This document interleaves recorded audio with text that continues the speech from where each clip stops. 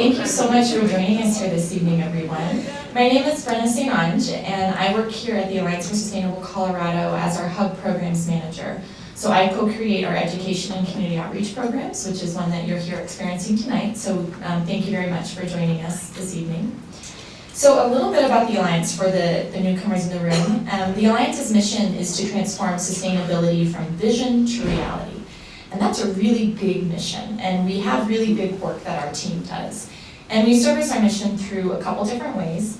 One of those ways is actually through this building. This building was built in 1908, and we've undergone renovations. We actually have 3 different levels of LEED certification, and we're an extremely green, high energy efficient building. But that's not enough for us. We're going through a direct current migration project right now, and it's a 3-phase project looking to put solar on our roof, test different battery packs in the basement, and basically go 100% renewable in this building, creating a microgrid. The real amazing part of that progress is a replication model. So not just saving all that amazing knowledge to ourselves, but to share it out to help scale it and reduce barriers to entry for other buildings that could be applicable to this type of project. Another way we serve our mission through this building is our tenants, and there's quite a few in here tonight. So for our amazing tenant community, we thank you for your support. We thank you for coming to work here with us. There's about 50 organizations, most of which are nonprofit, some are for-profit, but they're all very mission aligned in advancing sustainability in the state of Colorado and across our wonderful nation. It's a really intentional community that we build, and we really want to make sure that our tenant work is honored and kind of help scale our collective action through the community that we build here at the Alliance Center. Another way we serve our mission, right now we're doing a clean energy campaign, and we're commissioning a feasibility study to look at what it would take to aggressively scale up renewables in Colorado and the impact that has on all markets, the financial market, the job sector, agriculture, transportation, education, across all sectors. And then the last way that we serve our mission, and certainly not the last actual way, but the way that I'll speak to tonight, is through our programming and our events, opening our doors to a community and really exploring important topics and diving into them with our community, with thought leaders, with professionals, with elected professionals and decision makers to really advance sustainability in the state. Tonight, the program we're here to join with is a program series called Truth in Media. Who's heard of the program series before? Wonderful, okay, so mostly all of you guys, well thank you so much. So Truth in Media is a new program series that we started this year, and the goal is really to uplift independent nonprofit media stations, to raise awareness for different sources where Coloradans can get their media from, and overall to increase media literacy in the state, to inspire a sense of civic duty for how Coloradans engage with their media partners and engage with their media lifestyles. So you'll see as the opening slides went through, actually right now, that's perfect timing.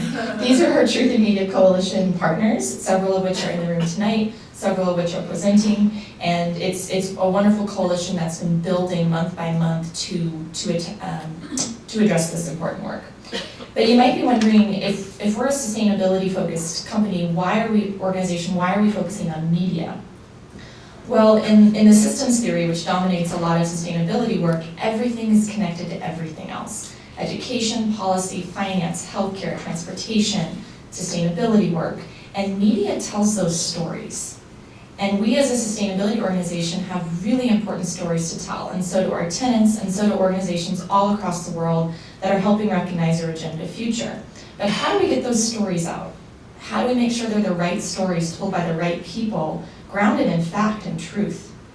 And as Amy Goodman was actually honored as our hero for sustainability this year, did anyone come see her here? So quite a few of you, again, thank you for coming. One of the quotes that she said, and I won't say it nearly as well as she did, but just stuck with me, is modern media is a group of, a small group of pundits who know so little about so much, who explain the world to us and get it so wrong. Right? But tonight we have the gift of hearing from some amazing media experts, some amazing groups working in actually elevating truth in media. We're also here tonight to really dig deep into the truth behind the political ads. The Paris Accord that was signed last December was really a monumental agreement. And the Clean Power Plan that's being discussed right now all across the nation has the ability to affect real change in how all Americans and the world engage with their energy. But both of those are on the whim of the next president. And we can't sit idly by here in Colorado, here in this room, across the nation, and let corporate media spread messages and bias the truth that creates the myths, the legends, and the heroes and the villains that live on into our next generation. So it's really our civic duty to get involved, and that's why you're all here tonight. I personally am so fed up with the political ads that are coming at us every day in this election cycle, and it's only May.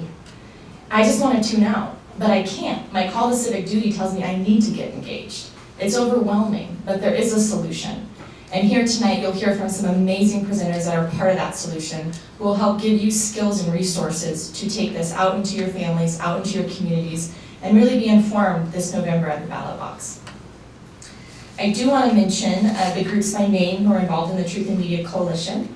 We have Common Cause, Democracy Now!, KGNU, the Internet Archive, Colorado Independent, Free Speech TV, the Sierra Club, Conservation Colorado, Denver Open Media Foundation, and Cross-Pollinating Solutions. And I feel it important to mention that we've actively just started recruiting this coalition at the beginning of this year. So we already have that many organizations who are committed to advancing this work here in the state. And the conference I was just at in New York, I actually had the honor of talking to some high-level execs in the Huffington Post, and also, why am I blanking on the other one? The Guardian, and they're actually really interested in getting involved as well. So the Truth in Media folks in the room, that's brand new knowledge to you, but helping scale the work we're doing nationally. So tonight, as I said, you're here to learn about the solution. And we have amazing presenters here to share that with you. We have joining us tonight Nancy Watzman, who's the managing editor for the Political TV Ad Archive, which is a project of the Internet Archive. Who knows of the Internet Archive? Okay, a couple of you. Well, now you all do, and Nancy hopefully will share more with you about that project and that important work. But basically they archive, it's a library of anything that ever has been on the internet, ever. And it's thumbprinting all of the different variations of internet sites, websites, and storing it in a place where we can have access to that information. And they're doing a very similar project right now with political TV ads, and that's what you're going to learn about this evening. Nancy has decades of experience researching and reporting on politics for such an organization such as the Sunlight Foundation, the Center for Responsive Politics, and the Center for Public Integrity. Thank you for joining us, Nancy. Oh, sorry, a few more bios and then we'll welcome the speakers. Sorry, bad lead on my part. We are also joined tonight by Sandra Fish. Sandra is a data journalist covering politics in Colorado and New Mexico. She primarily works in for New Mexico In Depth, but also for Colorado Public Radio and Roll Call. She's a former journalism instructor at the University of Colorado and worked for daily newspapers in Iowa, Florida, and Colorado. Thank you also for joining us, Sandra. Burt Hubbard is a journalist who has worked for the Rocky Mountain News, Denver Post, and Rocky Mountain PBS, and he specializes in data journalism. Burt, thank you for joining us. And last but certainly not least, our moderator for this evening, Mr. Tony Shawcross, who's a founder and executive director of Open Media Foundation. It provides communication services to hundreds of nonprofits in Colorado and manages communication efforts like Colorado Channel, our state legislative transparency and civic engagement portal at coloradochannel.net. That's a good one to write down, coloradochannel.net. He also works with Denver Open Media Foundation, Denver's public TV access, and the newest FM radio station. He'll be moderating this evening, and welcome to the mic now, Mr. Tony Shawcross. I just want to say I am excited to be involved in the Truth in Media events that are happening and applaud the Alliance for taking that on. There's a quote that gets attributed to Robert McChesney a lot, but I think he said that Nicholas Johnson from the FCC said it, which is, whatever your primary issue of concern is, media had better be your second, because without significant change in the media, major changes in whatever your primary area is unlikely. And at the Open Media Foundation, that's a big part of why we focus on what we focus on. But we also feel like changes in the media, people who work in media reform will tell you, are also difficult without potentially changing the situation of money in our government and how money influences our government. So that's part of what we're here to talk about today. There's already this year been, I guess, almost $500 million spent on political ads, and of course they haven't even really gotten started yet. It looks like Republicans are outspending Democrats 2-1. A lot of that money is dark money. It's kind of hard to navigate where that's coming from, and we have 3 of the real preeminent experts in evaluating political advertising here with us. So we're really lucky to have these 3 people here to talk to us today, and you'll have a chance to ask questions at the end. So Nancy Watzman, Sandra Fish, and Burt Hubbard already got their full introductions. They'll help us make sense of what we're about to experience over the next 6 months or so. So first is Nancy with the Internet Archive, which is a big partner of ours at the Open Media Foundation. If you go to our website, Denver Open Media or Colorado channel, and you watch any of the content from those channels, it's actually all embedded from the Internet Archive. Internet Archive has provided countless, probably hundreds of thousands, if not millions of dollars worth of services to the Open Media Foundation for free, just because it's just part of what they do. And this is one of their coolest projects. Hi everybody. Thanks for coming. I was telling people that the Internet Archive is actually based in San Francisco, and I was telling them because this project's been kind of a bad weather magnet, because this was originally supposed to happen earlier in the year, and was snowed out, and I've had some other snowed out events, so I was saying maybe it'll be a tornado with some hail, but it's blue sky, so thanks for coming out. Yes, the Political TV Ad Archive, it's a project of the Internet Archive, which I'll talk about a little bit more in a bit, but the goal of the project is to track political ads in the 2016 elections, put them up on a website where people can search them for free. It's a kind of a way to take back control, right? Because you're bombarded with these ads all the time. And if you're in Colorado, you're bombarded with a lot of them, since we're a swing state. But if you're in Colorado, you don't necessarily know what's going on in Iowa. And if you're in Iowa, you don't necessarily know what's going on in Colorado. So you could come to our site. Whoops, did I just destroy it? All right. So yes, so that's me, Nancy Watzman, managing editor. I'm lucky enough to live here in Denver, even though the Internet Archive is based in San Francisco. And this is what the site looks like. I'm hoping to show it to you live in a little bit, but you can look at it on your phone, on the TV screen, etc. It's at politicaladArchive.org. We've gathered together partners for this project because we're a library. So we are not passing judgment on these ads in any shape, way, or form. We're just posting them. But to kind of give more context to the ads, we're partnering with nationally known journalism groups, fact-checking groups. So that's the Washington Post Fact Checker, factcheck.org, PolitiFact. And then to get the goods on who's the money behind the ads, we partner with Center for Responsive Politics, whose website, Open Secrets, is the best. I can say that because I used to work there. And the Center for Public Integrity, where I also once worked. We also are partnering with the American Press Institute, Duke Reporters Lab, and actually I just realized I forgot to update the slide. We actually recently signed on the Sunlight Foundation too. So, ads. Political ad spending is up, as Tony pointed out. There was just a study out last week, which he was quoting some figures from the Wesleyan Media Project, talking about how much just on presidential ad spending is up. So this is actually a little visual that a reporter created using our data to show just what it was like to be a TV viewer in South Carolina when the primaries were coming up, and each of those little GIFs or GIFs or whatever, I can never know which it's supposed to be. It represents an ad coming at you, right? So this is the ad actually that aired the most in Colorado in our primary season. We didn't see much Republican action because that was kind of a no-show. So it was kind of Hillary versus Bernie on the air. So this was the ad that aired the most.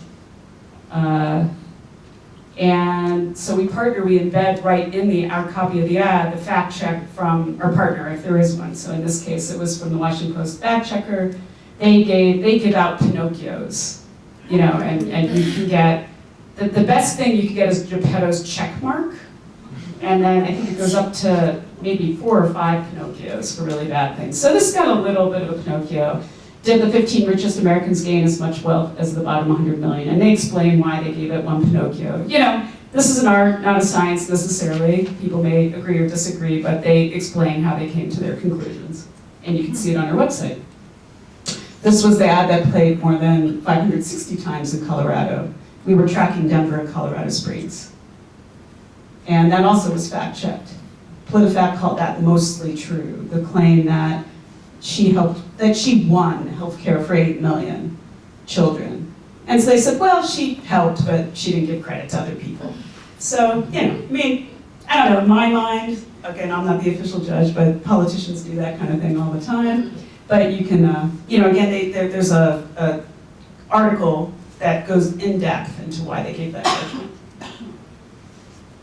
Okay, here's an example of an ad that the American Future Fund, which is a dark money group, it is connected to the Koch brothers, was running against Kasich. Actually, not so much in Ohio as much as New Hampshire, leading up to the primaries there. And we call it a dark money group because it's a nonprofit group, and nonprofits are not required to disclose their donors to the public. So the reason why we even know that it's connected to the Koch brothers is just because of sleuthing by folks like the Center for Responsive Politics, Center for Public Integrity, where they connect a lot of dots from various available information, but we don't have a list of all the donors to the American Future Fund the way we might to a campaign fund or to a super PAC. This was a very popular ad for our fact checkers to fact check. PolitiFact found it false. It said, John Kasich did not raise taxes by billions of dollars. By the way, their worst rating is pants on fire. So the great thing, now the added thing we bring though, as a project, in addition to being a library, just preserving these ads for posterity, is data. We have downloadable data about the ads. And what we do is track the actual airings on TV as they happen in the wild, as we like to say. We use this innovative technology, which our developer has named Duplatron 5000. And what it does is we take an audio fingerprint of an ad, so it's a unique code. And then if we have a huge body of video, we can match how many times that unique fingerprint appears in that video. So that's how we get our counts of how many times ads air. I mean, Sandra and Burt are going to talk more about some of the other kinds of reporting that gets done where you can track where ads air and how much they cost through the Federal Communications Commission. We are not tracking how much they cost at present. We're just tracking how many times they appeared on television, where and when. But then we hook it up with, again, data from Open Secrets, Center for Responsive Politics on who's behind the ad. And we also add some other value-added things. Like we can tell you whether the ad aired during a news show or not a news show. We can tell you whether it was, what the name of the program that aired during was. And here's kind of a list of all the things we could do. Boy, I gotta fix that slide. DC is out there in the corner. We actually have transcripts of most of the ads. We coded them by subject. We've just got a wealth of information, and journalists have been playing with it, which is great.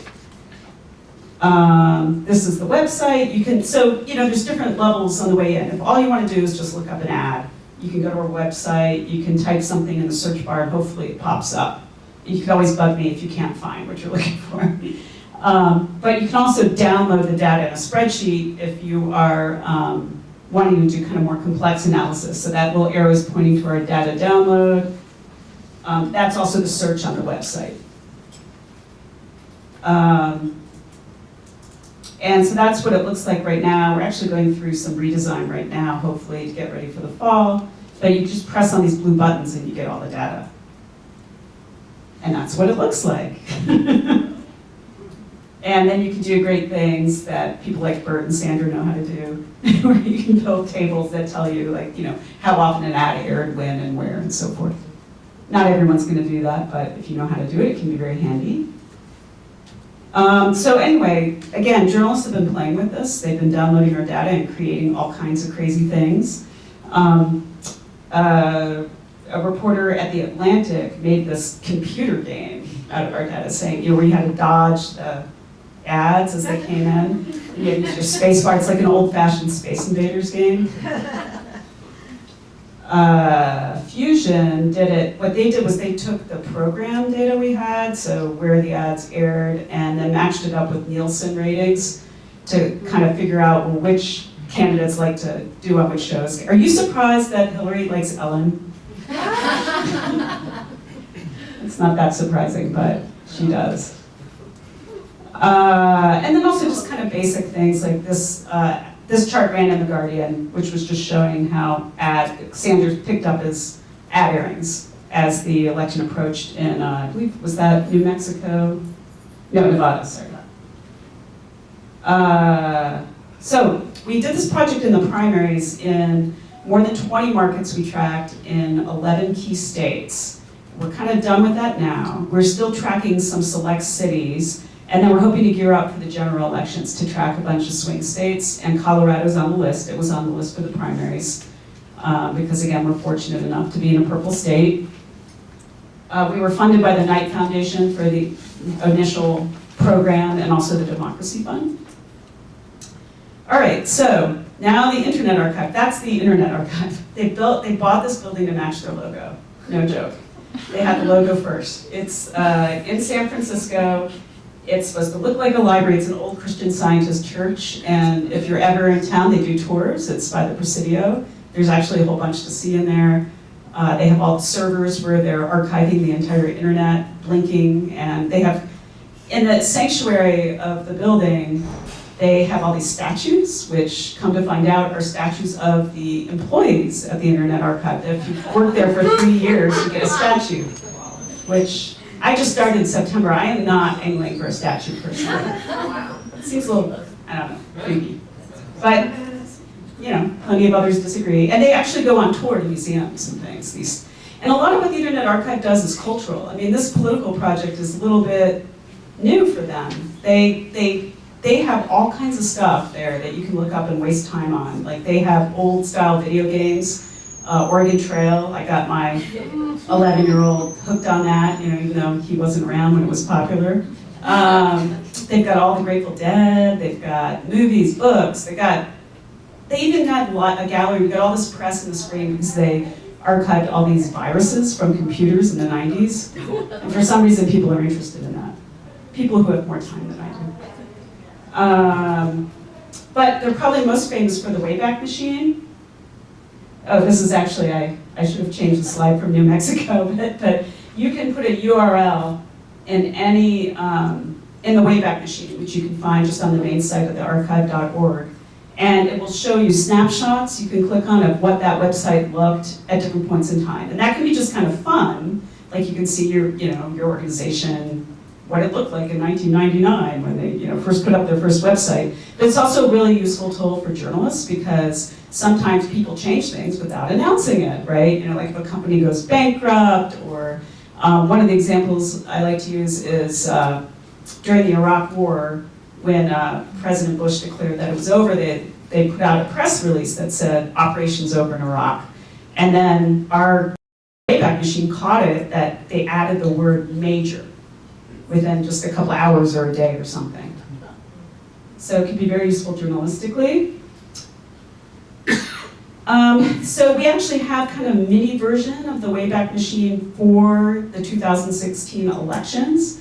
I have to say, not many people have made much use of that yet, so if there are reporters in the room, please dig in. What it is we've archived all the social media sites for the candidates and the campaigns and the groups that are spending on the elections for exactly that reason, because when people drop out, they often change their website, things disappear, and so therefore we have a record. And it's got a wealth of material that nobody really has explored yet, as far as I know. We have the TV News Archive, which the Political TV Ad Archive is really built on the back of. It's a library of broadcast TV news going back to 2009 that you can search through closed captioning. So I always pull up my favorite quote. The first thing I did when I was hired was I pulled up this quote, because it's my favorite, from former Senator John Corzine, who got into all kinds of trouble after he left Congress because he basically sunk a company called MF Global, and he was hauled before Congress. And he said, "Mistakes will continue to happen in the course of human events." And I really liked that. I used that excuse around the house. And all I had to do was type that into that, and voila, it popped up, the clip, and then you can view it, you can embed it on your website, you can put it in an article. It's a way to, you can just pull up anything that was on TV news. So that's what it looks like when you do it. That's actually one of our ads, that ad I showed earlier about Kasich, as captured on the TV News Archive. We also have a tool where you can look at the debates. We in the beginning of the year, we were tracking the debates and phrases that were picked up from the debates on TV news. So you could see what TV news was saying was news about the debates, basically. So for example, from the first Democratic debate, damn emails, when Bernie Sanders said that spiked. That's what that spike is there. And so you can track it, you can dig in and see which channel, MSNBC has different things they report than Fox News, and you can look at all that. This is actually another very cool thing. It's candidate name mentions on TV news. So all it is a count of how many times a presidential candidate's name has been uttered by a TV news broadcast. And of course, Trump has been beating everybody since the get-go. And again, you can drill down and look at it by channel and so on. So that's the Political TV Ad Archive, and if I have a minute or two, I would love to show you live, just an ad or two so you can see what it looks like.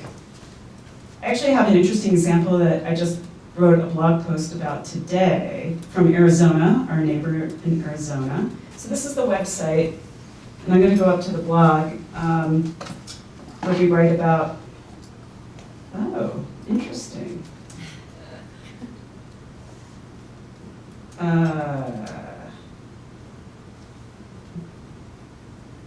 Okay, never mind. That is not occurring for some reason, the blog post I just did. What I found was, we'll look at a different ad, but I found we found that in Arizona there's a race between, oh wait, here it is. Okay, just had to refresh. So, a woman named Ann Kirkpatrick is running against John McCain in Arizona for the Senate race. So she decided to use her, and we're not tracking TV in Arizona right now, but we are archiving ads, again, for posterity. She decided this week to put up this ad, which you'll notice something about it, which is, and sometimes you have to click, please be patient, sometimes you have to play a couple times. Do we not get sound? Home invasions, murder. We're outmanned. Of all the illegals in America, more than half come through Arizona. Have we got the right plan? Plan's perfect. You bring troops, state, county, and local law enforcement together. And complete the dang fence. It'll work this time. Senator, you're one of us. Okay, so that was put up on the YouTube channel by Ann Kirkpatrick for her campaign, but it's a 2010 McCain ad, which she was posting. So then today, surprise, now it's not available anymore. But we grabbed it. John McCain complained and they had to take it down. But she posted this new ad.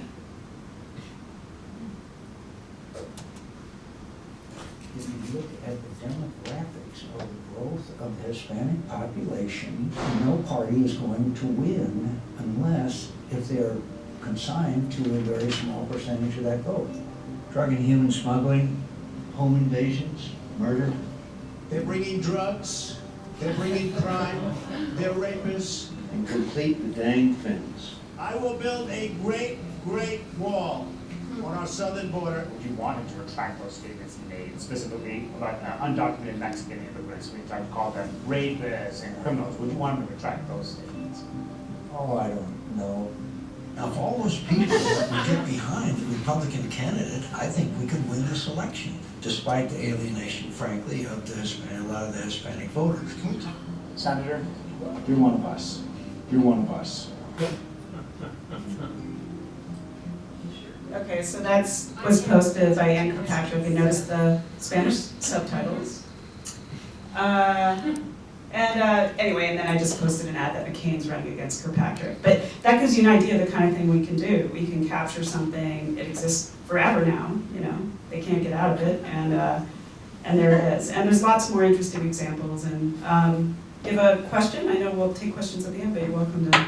Yeah, just in this, if you can go back and see what they said, is there any thought to this being an accountability tool that can actually have some positive effect going forward? Yeah, I mean, we, kind of what we are looking for is part of one of our metrics, because, everybody has to have metrics when you work at a nonprofit, is, our ads changed for the better? Do they become more truthful? And we've got a couple examples where ads have been changed already. One example was actually an ad that ran against Trump in Florida, which was fact-checked by a few of our partners. And it was against Trump, and it was about, it had some phrase kind of like, he didn't allow veterans in his building, Trump Tower. And as it turned out, it was this complicated thing where he was opposing some sort of license for homeless people to sell things on the street, and many of them were veterans. So they had to change the ad, and they did to, he won't let veterans in front of their building, right? So, I mean, I would argue that strengthens the ad. I mean, an ad is better if it's truthful, and so I think we would consider that a win. You know, I mean, you know, hopefully we'll see more examples as we go on. One more question, then maybe I'll turn it over to Sandra so she can do her thing. Sure. I was just curious, so if you go to the site, are there ways to specifically look for things that changed? Because I do find that really fascinating and very revealing. If there are changes made, is it easy to find where there was a change? I need to work on that. I do write about it when we find things like that. Right now, our Duplatron 5000 is not sensitive enough to catch a really subtle change like that. So it will count as the same ad, those different iterations of that ad. However, you know, what I try to do is put a note under the ad that tells you.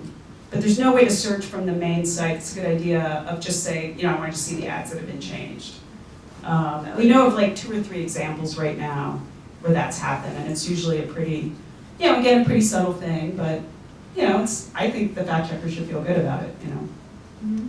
So I'm gonna let Sandra talk about her valiant work wrestling with PDFs and paper. So I want to talk about 10 things about political money and messages. In a little bit about what I do. I'm a freelancer, and in 2012, the Federal Communications Commission started requiring TV stations to post their ad buys on their website and their PDFs. And I was teaching at CU, I had a new class that needed a project, and so we tracked political advertising in 2012, and it was really fascinating to watch because we could learn some things by who was buying ads and how often they were buying. It's just really interesting. 2 years ago, I did the same thing for Colorado Public Radio. I've done a few stories for them so far and hope to do more for them here. But this is important to track the spending, because what I do is I look at how much people are spending, how much a group is spending, how many spots they're running. I look at things like, I'll usually go through the ads. The ad archive has great data on the different shows, but I'll usually see, hey, who spent a ton of money on something? I think the biggest spending 2 years ago was $80,000 for 30 seconds on a Broncos game the Sunday before the election by Crossroads GPS.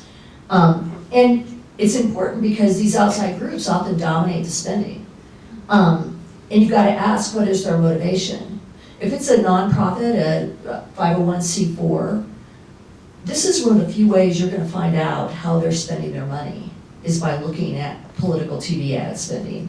Because they're not going to, you know, there's some rules on them reporting independent expenditures to the FEC within a certain window. I think it's 60 days before the election. But these ads are another way that you can find out. And in outside groups, their messages are typically the negative ones. The candidates are typically going to give you a positive message. And you've got to ask, how accurate are these messages? We are going to be bombarded with them. So I wanted to talk a little bit about takeaways from the past and at this point the present, and give you some examples. One is that outside groups spend a ton of money here in Colorado. The money does not always win the day. Tracking TV contracts leads to stories. And Colorado ballot initiatives are a ton of money, and that's something that is difficult to get to because they're not covered by federal law. Flyers, radio, robocalls, and digital are also key, and that's harder to track. Money on TV ads in 2014, it exceeded $105 million in Colorado, and that probably wasn't all, because those ballot initiatives, they don't have to report those. The top spender was Crossroads GPS at $10.8 million, followed by Udall for Colorado at 8.5. The Democratic Senatorial Campaign Committee spent a lot, Cory Gardner. So tracking this is a really good way to see where things kind of line up. The breakdown by affiliation. Democrats led early on, and one of the things that I've learned by looking at these ads for 3 cycles now is that Democrats tend to buy early, and I'll get to that in a moment, and Republicans tend to buy week to week. That was probably one of the problems Mitt Romney had in 2012 was that, you know, these ads do make a difference with people who haven't made up their minds. These ads are targeting, I talk to people at the Wesleyan Project all the time. These ads are targeting a very insignificant proportion of voters. How many people here have made up their mind of who they're for in the presidential or Senate race? Yeah, exactly. They are targeting a very small fraction of people. And I also don't watch that much TV, so I don't see this stuff that every once in a while once I turned on the TV to see if a certain station was running ads, and it was Dr. Phil, and I was like, oh my God, people watch this? Oh no. You know, in 2014, Denver was the #1 market for political ads in terms of volume. I mean, just more than 78,000 political ads aired in Denver. And it's gonna be worse. So this year, $31 million worth of ads have aired, but mostly it's time that's been reserved so far. And Democratic groups have reserved like $22.6 million worth of time. Most of it, well, Priorities USA. On June 7th, I believe, Priorities USA will start airing ads, anti-Trump ads they will be, and they have time reserved through Election Day. They will not stop. I'm just saying, just a ton of ads. The National Republican Congressional Committee has ads reserved for end of September through Election Day. And who knows, is that Mike Hoffman? Is that Scott Tipton, if Gail Schwartz proves to be a challenge? The Democratic Senatorial Campaign Committee has ads reserved. The Republican counterpart does not. Now, Senate candidates, I just picked up things from Comcast recently, which I've started tracking this year for the first time. And Robert Blaha has $75,000 worth of ads running on cable through the primary date. And he's the first of those 4 or 5 Republican Senate candidates to go on the air. But Michael Bennet has been on the air since the beginning of April, and he has bought time through early September, and I expect that he will buy through November sometime soon. But you don't know, well, we'll get to, money does not always win these races. In 2014, Cory Gardner had a ton of money that outside opposition, that light green there, spent against him. And Mark Udall spent a lot of money on positive ads, in ads contrasting him with Gardner. And Udall still lost by a narrow margin, and Gardner won despite all that negative advertising. CD6, same thing. You had a lot of outside spending against Kaufman, and Kaufman didn't spend nearly as much as Romanoff, and Kaufman still won. Some of the things you can find out about these by reporting on these ads are when groups come in late, especially Republican groups.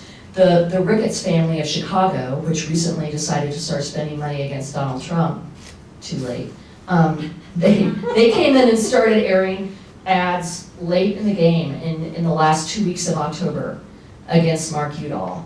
They had their own super PAC, just like they had their own super PAC against Trump. I'll tell you, I was at the GOP assembly, and there were these very, very attractive young ladies walking around the arena before the convention started, and they were saying, would you like some information about Donald Trump? And hand you this flyer, and they're really cute, and you look at the thing, and you can tell the grouchy picture of Donald Trump on the thing. It's like the anti-Trump super PAC funded by the Ricketts family. Like I said, too late.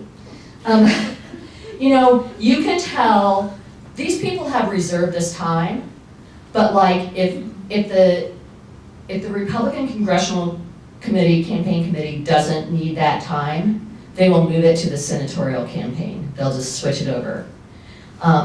Same with some of the Democrats. If it looks like Bennett has a clear sail, you know, the Democratic Senatorial Campaign Committee could switch that time over to, say, the presidential race to priorities or somebody else. One of the things that I found interesting in 2014 was the Committee for Justice and Fairness, which is the super PAC for the Democratic Attorneys General Association. They had reserved a bunch of time for the AG's race. And then in like September, late September, early October, they handed it over to League of Conservation Voters for the Senate race. And that to me was a sign that they'd given up on Don quick. And, you know, over. So you can get some interesting, you can glean some interesting information from how who's working together on these things. You often see things like the House Majority PAC and AFL-CIO switching ad contracts and League of Conservation Voters and other groups. And you see the Koch brothers and sometimes cooperating with the Rove super PACs and things like that. The ballot measures are really huge business here in Colorado. And I mentioned, you know, the federal law requires state level candidates and issues and candidates of national importance to file with the FCC. And they don't require issues of state importance, which are these ballot initiatives, which are huge in the state. And there are some stations that will file these things. And I usually download some, and some people will file them accidentally, which then I will make sure I download those PDFs so I have them for later. And these are huge contracts. I downloaded, I think the Committee to Protecting Colorado's Environment, Energy, and Economy, which is a pro-oil and gas PAC, has about $1 million worth of ads scheduled with one Denver Stick channel that they posted, and I'm sure they didn't intend to the other day. But they've got $1 million worth of ads scheduled in the Denver market in September, October, and November. Some, you know, Coloradans for better schools, don't turn racetracks into casinos, all that sort of thing. You know, you still got a sense of how much those people spend by looking at Tracer, the State Secretary of State's website and other things. You know, these messages vary, and I think it would be also important, especially for smaller races, to follow things like these flyers that you get on the, what would that be? Your left there are 4 flyers that my husband got in 1 week at the end of February from the people wanting beer and wine in grocery stores. I guess he buys cheap beer at the Safeway is all I can figure because I'm not getting this stuff. And then the thing on the left is actually, that's from New Mexico, and it's kind of a hilarious thing. It's like, I saw somebody on Twitter one Saturday mention this, and it is a federal super PAC that got involved in Las Cruces' mayoral and city council races. They spent $80,000. They lost. But that was quite the lipstick on a pig, the stories this mayor does not want you to know, and it's like, wow, that is quite the deal. You know, so it's important to follow those things, and I'm really making a big effort to do that in New Mexico. I'm developing a web app to hopefully get some people to share that sort of stuff with me. You know, I have 5 big questions about this year, and I don't know the answers quite yet. We won't know until probably November 9th. So, which for some of us can't come soon enough. But you know, the biggest question here is, what will the Koch and Karl Rove related groups do about the presidential contest? Are they going to play in that? Or is Trump just too distasteful to them? And yesterday, National Journal had a really interesting article about a meeting that the Kochs had with their political advisors, and it turned out they brought a lot of people from their business side, in which, according to this article, they just said, no, we're not going to spend any more money on this presidential thing. And that actually makes a pretty big difference. Now, it does look like Sheldon Adelson, the Vegas casino owner, is gonna go all in for Trump. How far all in will he go? And are there any other, I can't envision Karl Rove. That's a kind of a big question out there. The other question about these outside groups is what are they gonna do in the Colorado Senate race? You have what is just like kind of a crazy 4 or 5 person Republican primary. Who's gonna come out of that as the candidate? And you already have Bennett, he has already scheduled at least $3 million worth of ads or more. And who is gonna step in here and support one of these candidates? Will Crossroads GPS want to get involved? Will the Koch brothers, they're still gonna spend some money, don't be fooled. They're all probably gonna go all in on trying to save the Senate, and this is a key seat if the challenger is considered credible. So that's, if you have any answers, please let me know. The other question I have is Trump is really a wild card, and how does he affect these other Republican races down ballot? The US Senate race here, but also Mike Hoffman and Scott Tipton. Mike Hoffman has really held on, like he's been outspent, he's been outgunned in a lot of ways in the past couple of cycles, but will the Trump be a problem for him? State legislative races, sometimes you see some TV spending in those races, and covering New Mexico 2 years ago, all of a sudden I see this Colorado group spending money in the Albuquerque market. And it was on a Durango House seat because Durango still gets TV from Albuquerque. And it was really interesting. And these races typically involve flyers from outside groups that are pretty nasty, and the money is usually reported, but it's hard to follow. I think Burt, I don't know if you'll talk a little bit about that, but what groups are going to emerge and what big spenders are going to be out there playing in these state contests is one of the questions that at some point, if somebody pays me to do it, I'll be following. And I think other people will follow it too. And then what is the big money behind these initiatives going to be? Certainly oil and gas companies. I saw Andarco is up the street building bicycles earlier today to send to kids in Greeley. Talked to some of the folks there. Clearly Kroger, Safeway, Walmart are all in on that beer and alcohol initiative. The healthcare initiative is, we're gonna have a filled ballot, and it's gonna be kind of crazy. The other thing is, there's a show called Navy NCIS. I've never heard of this, but people are paying like $12,000 and $15,000 for a 30-second spot for it this fall. And that advertising is just gonna be there, it's already there and it's gonna get worse. So, and you can find this presentation at bit.ly/SUST-all or contact me on Fishnet.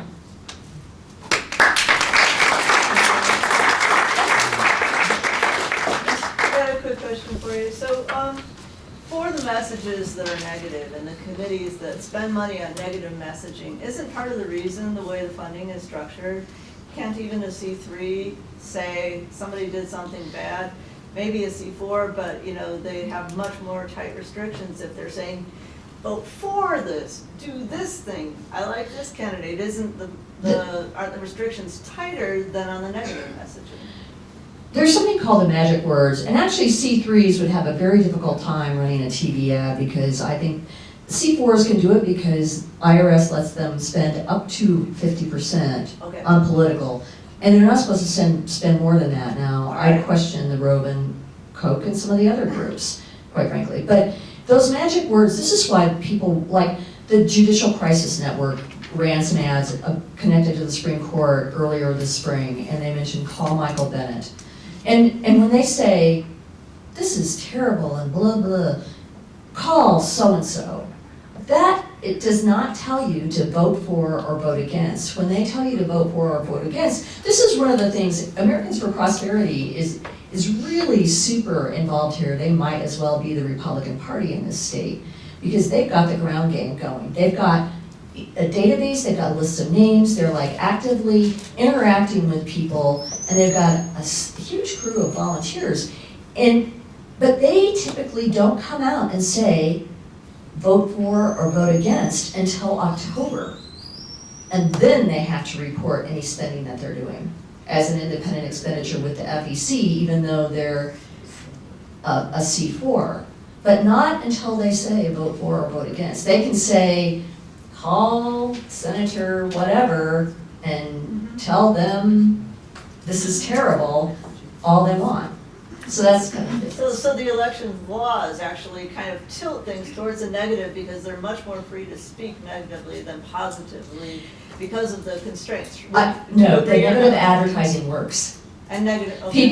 People would say that, the people from Wesleyan have a really great short book. I'm still not finished with it yet because I'm reading some other stuff, but they have a really great book based on their research from about 2000 through the last cycle. And people, you all hate negative advertising, right? Yeah, we all hate these negative ads, but they're what people remember. People really remember them. And that means they sort of tend to believe them. So they've found, and they've done some studies, there have been studies done, they're very effective, the negative advertising. It's not, I don't think that it's as effective when it's done by a candidate. It's more effective than when done by an outside group. That's why you see that, because it works. Give you sort of a survival course on these ads and how you can look up who's behind them. And to answer your question, one simple way is if you listen to the ad, if the candidate comes on and says, I approve this ad, it came from the candidate. Any other ad is outside money that you'll see down there. Now I have sort of this sickness. When I see a political ad come on TV, if I'm exercising or doing something else, I'll drop everything I'm doing, get a pen, and when the ad at the end tells you who paid for it, write that down. And then what you'll see is this site right here, opensecrets.org, they've been around for decades, but they do a wonderful job of making sense and telling you who is behind some of these ads. So one of the Trump ads, anti-Trump ads that ran in a lot of states, and it basically told about how we built Trump towers with illegal immigrants type of thing, ran for 30 seconds or so. It was done by an association called Our Principles, or OUR Principles. And so what you can do is you can go onto this site, and you can go under influence and lobbying, and they actually have a whole thing set up for super PACs.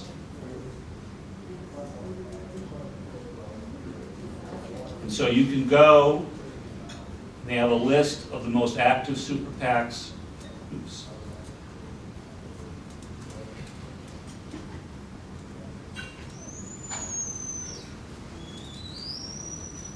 And see that, oops, wait a minute, I got it up higher.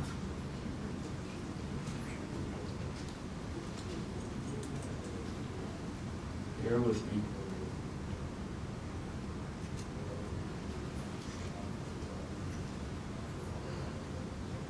And you will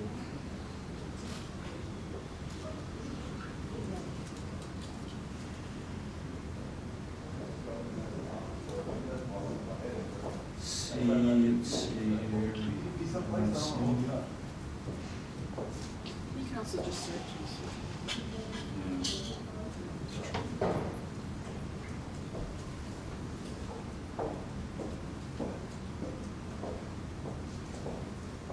There we go.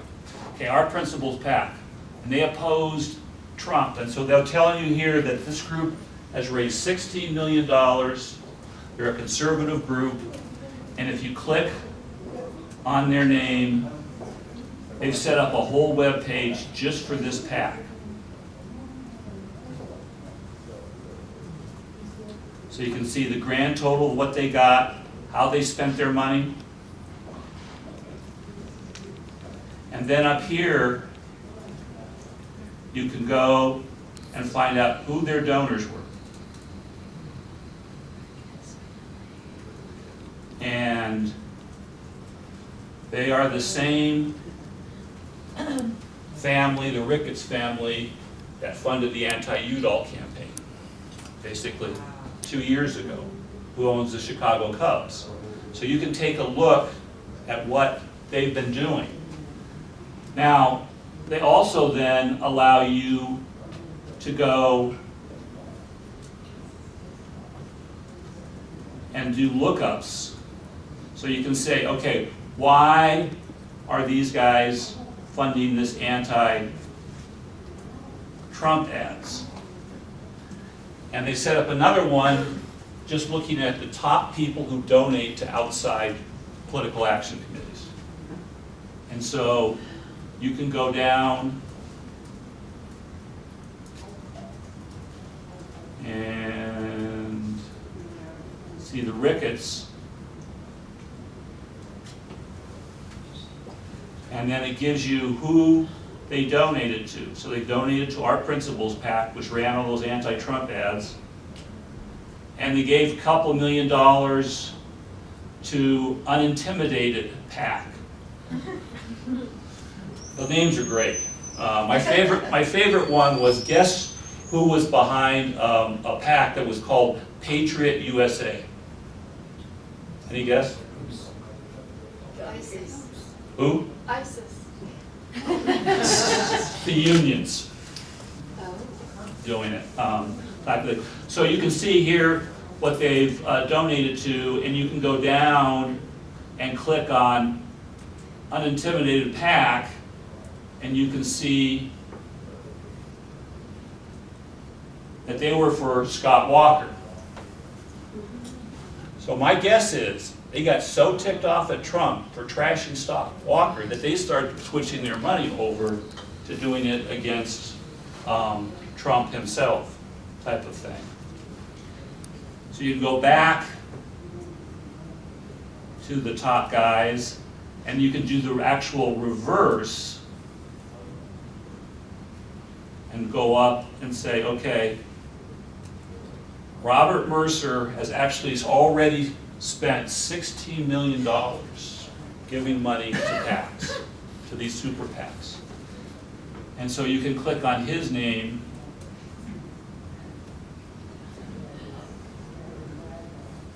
and find out what he's given, and you can see he's given $11 million plus $2 million, $13 million to the PAC Keep the Promise.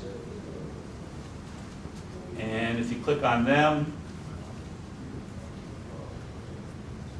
that was to elect Ted Cruz, type of thing. You can see how easy this is to go back and forth and get the information. But this also, when you hear all of the stuff on TV, they're doing the analytical stuff, and they're saying, okay, you know, what's Trump going to do? He's self-funding his campaign. You know, he's going to the Republican National Party and trying to make amends and so forth. Well, these are some of the reasons why. It's because Trump all of a sudden realized he's ticked off so many large donors who support the guys that he trashed during the debates that he has to make amends if he wants to get this $16 million in the. And the reason why these PACs are so important is that you or I or any regular PAC is limited to basically donating about $10,000 each to a campaign.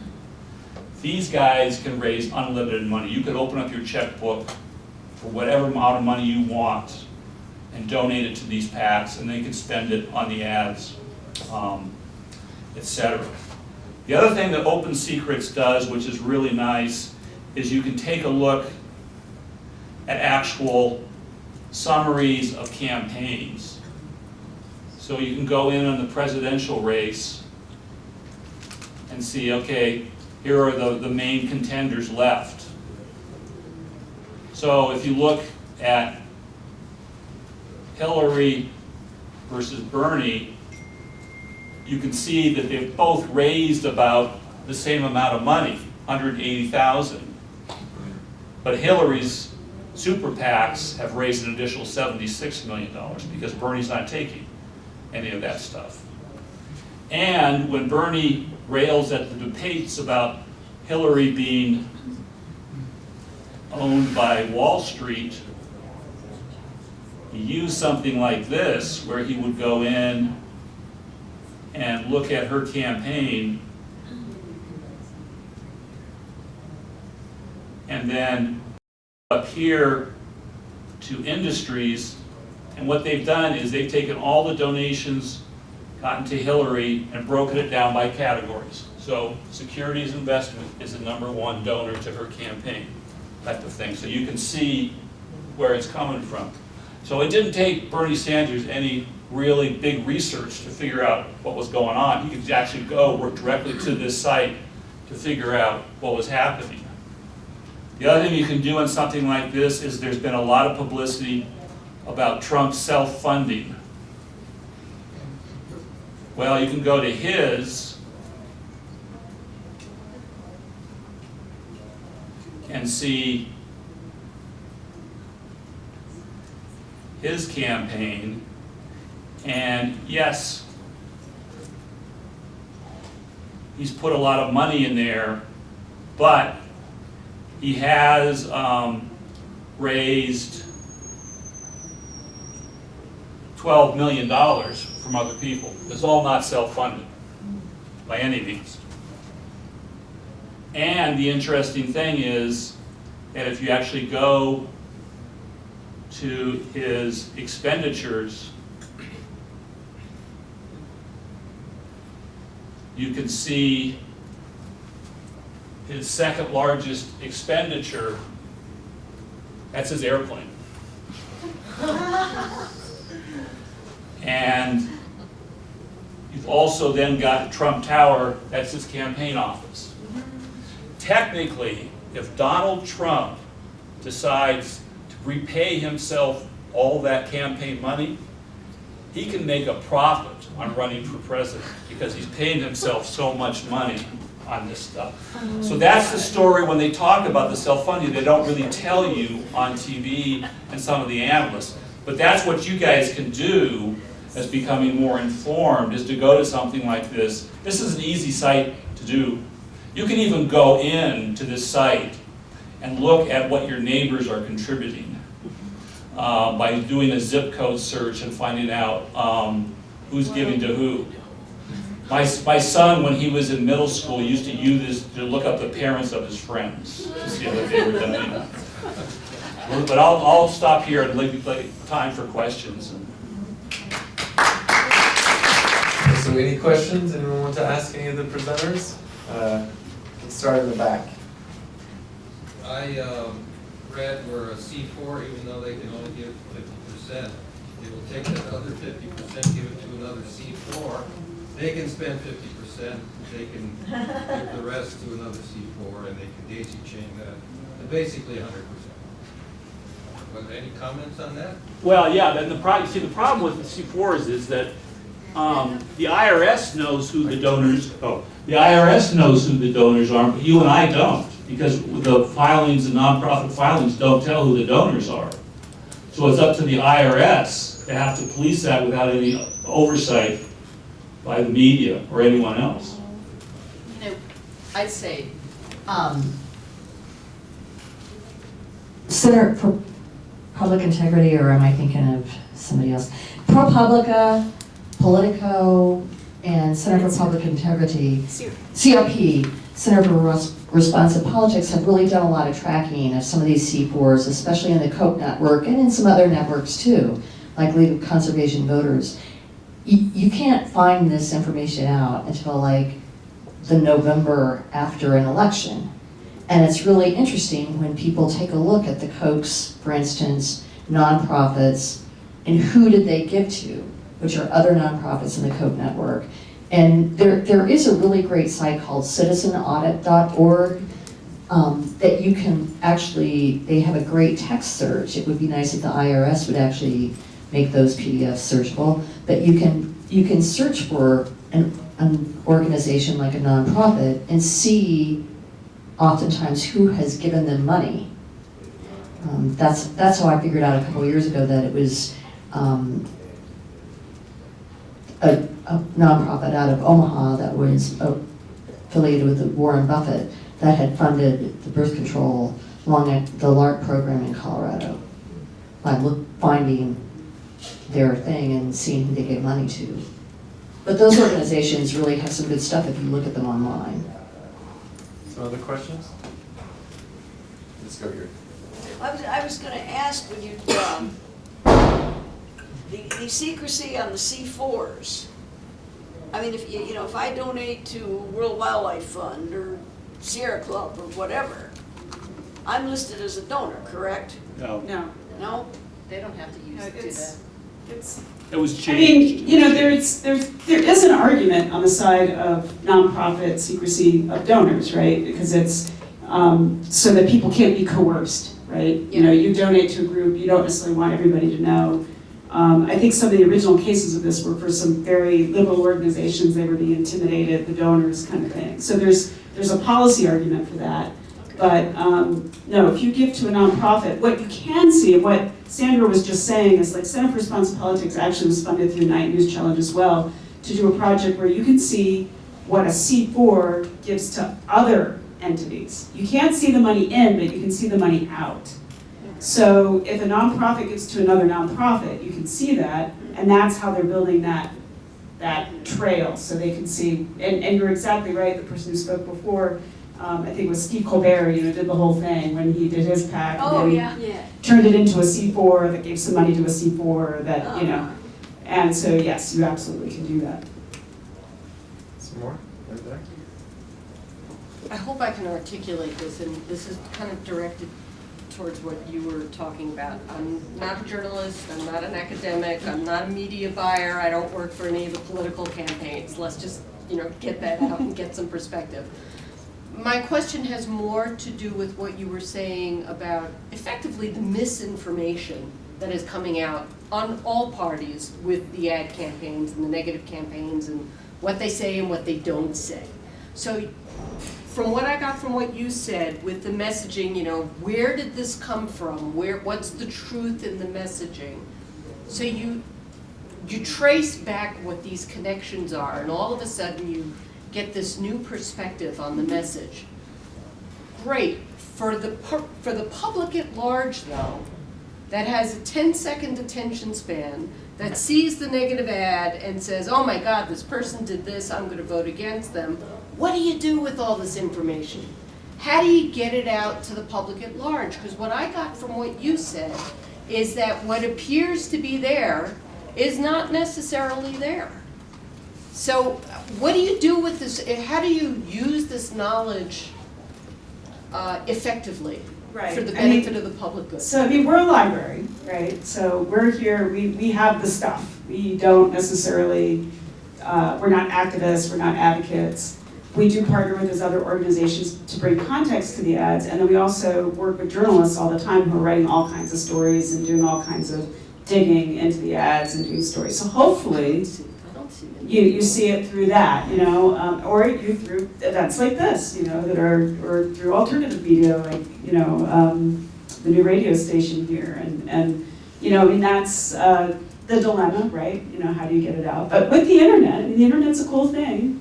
Anybody can go and look at this stuff in a way that was impossible in the last election cycle. We didn't have this last time around, so. Yeah, but I'd encourage you to talk with your friends and family and neighbors about these things and point them. It's true, point them to some of these resources, but it's true that a lot of people, research says that people seek out things that they agree with. They don't want to hear messages with which they disagree, and it's really hard to change people's viewpoints, and a lot of people just are not going to seek out that information. And you're not going to see, you're going to see some depth in reporting, I think, in traditional media sources, but not a lot. I mean, I saw a letter to the editor in my hometown paper this week that just was totally bunk, and it's like, what do you do? It's true of a lot of the articles you see on the internet as well. I might just add one quick comment to that, Sure. if I may. So like Nancy said, it's events like this and helping get the word out, but also taking responsibility for each and every one of us. I mean, we all have a civic duty to help spread the word, spread the message. And I mean, who has Facebook or Twitter in here? Most of us, right? So go home tonight, write something, put some of these websites up there, tell your friends what you heard. It's not just enough to talk, but we have the blessing of the internet age, of the digital age now. So we can all go home tonight, write something on this. You know, maybe we're tired, write it tomorrow, but these presenters gave you wonderful resources to help spread the word and encourage your friends to share it, to like it, to continue to spread it out there. So thank you for presenting us the resources. It's on us to use them now. And you can make your own media, Open Media Foundation, other places, but it takes a lot less effort to just poke around these websites, post a link, and still, you know, a few hundred, a few thousand people might see it through Facebook or whatever. In the back? So one thing that I am concerned about is there's two aspects that I was kind of getting as the presentations were going. One is understanding analysis and how to analyze data, information, and what is data, what is information, what is limited information that you still have to do processing on. And then critical thinking, and actually interpret what people are saying, what the message actually is. And this might be a little negative, but I'm concerned that we're not educating people to actually know how to do that and to think for themselves, how to process this information that starts out with data points that they don't even know where that data comes from, to understand the influences that result in what they're hearing and what they're getting messaged. So I don't know if there's really an answer. Maybe you do. Maybe you have seen some insight in terms of how the messages are reflecting the lack of education on that. That's probably the best answer that could be had. I don't know.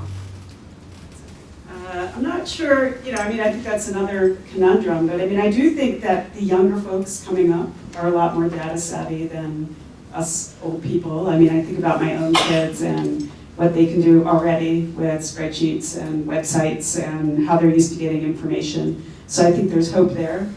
And I think it is part of a lot of school curricula now, is learning how to do basic data manipulation, because we are in the era of big data.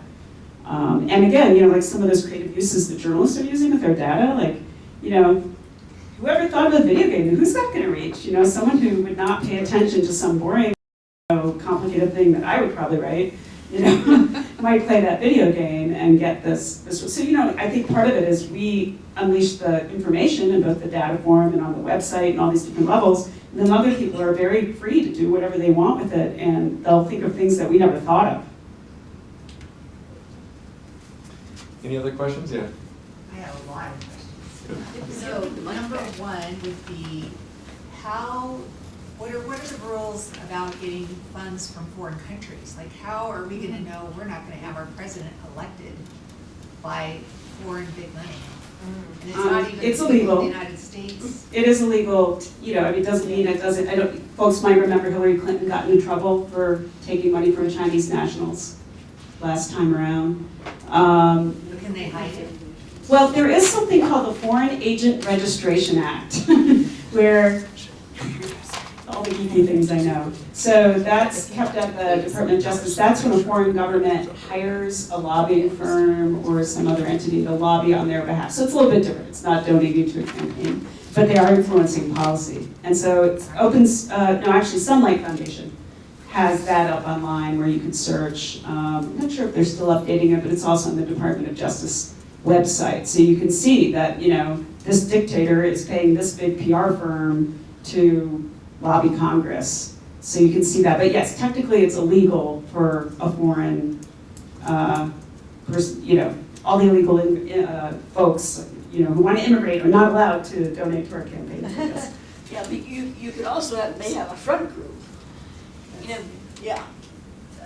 one of the things that probably is of a concern, and one of the reasons you didn't see any big US stories out of the Panama Papers, is that you can incorporate in Delaware here and have no information whatsoever. And you are now seeing people do this, like create a limited liability company that then donates hundreds of thousands of dollars to a super PAC, and you have, it's gonna be almost impossible to figure out who that is. Just impossible. Because of Citizens United saying corporations can give unlimited amounts to these outside groups. That's definitely something that can and may already be happening. Sandra's right. That's what happened when the Las Vegas Journal Review was purchased back in, I think, December. It was a Delaware limited liability company, and I mean the reporters at the newspaper were trying to figure out who bought them, and it was Sheldon Adelson. Or it could be a foreign national too, you know, they could set up a Delaware. It could be. Yeah. Any last questions? Go ahead. So DeGette, as you may have heard, really doesn't like all this big PAC money that's influencing our politics. So my question is, for the average person like me, like you, what can we do to say that we're not going to have our future be driven by money, that it's going to be by the character of a person and their experience and their talent that can lead our country, because we need it. We're a library. Go ahead. Yeah, Kate. Do not watch TV. That's for Common Cause. Katie, I work for Common Cause. Can you bring the microphone back so Sure. we can hear? So there was, mention of Citizens United and the cause of all of this, and organizations like Common Cause and many others are working toward reforms. Congresswoman DeGette is supportive of many of the reforms that we are supporting, small donor empowerment reforms, so empowering small donors in this big money environment. But another reform is we can pass a federal constitutional amendment that would actually allow us to limit money in politics again. And so that is a national movement that's happening. There are civil rights groups, environmental groups that are signing on. So there is a lot going on to try and have an impact.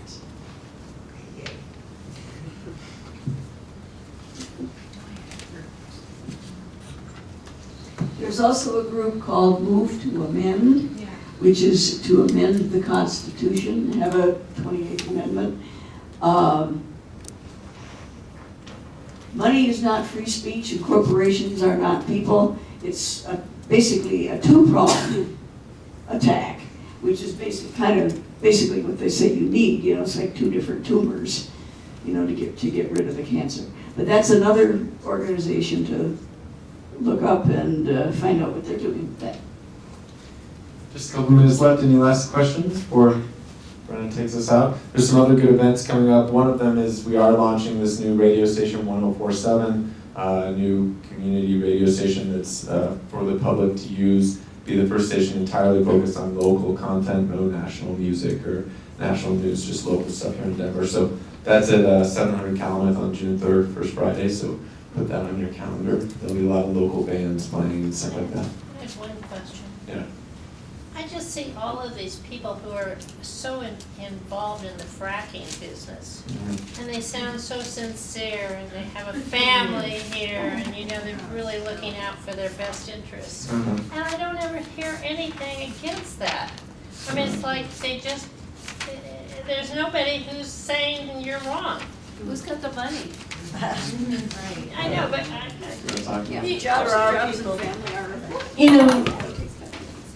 Citizens for Responsible Energy Development have been running ads pretty consistently since 2014, and just consistently, especially in places where they're strong, like Grand Junction, and even up here. And they're running that as much as a business proposition. I mean, you saw at some point in 2014, in the fall, Koch Industries started running ads about their business.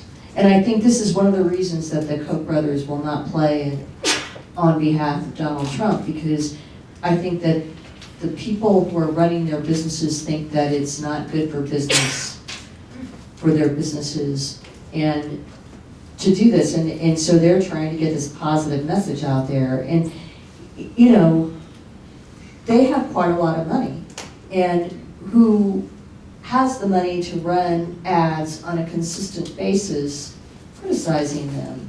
That's just not out there, you know, and you don't have a ballot initiative yet.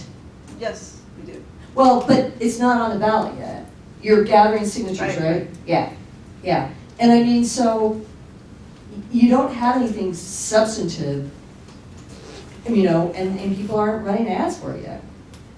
Well, I just want to say, as far as the opposition to fracking, one of the reasons that there is money. There are plenty of different groups who could come together and oppose fracking and put together funds. And I think they will, but they haven't done it yet. It's not just because of the ballot initiatives are new, but because many groups want funding from people who work for the industry. They feel that they need it. They feel that they can't oppose the industry because they won't get the funding and support that they need. They feel that their candidates won't get the funding and support that they need from the industry to win. They need it. They feel a desperate need to grab oil and gas money, no matter what side of the political spectrum you are. Oil and gas dominates so completely our society, and especially our state, that they're afraid. But I think they'll come around, and I'm looking forward to it. Buckminster Fuller has a famous quote that I love, that we are not meant to be the victims of the future, but the architects. And so let's do that together. And to close tonight, I just want to thank Sandra, Nancy, Burt, and Tony so much for joining us tonight. I want to thank all of you for coming here. And just on one last ending note, help get the word out. Be active and spread this message. Thank you so much.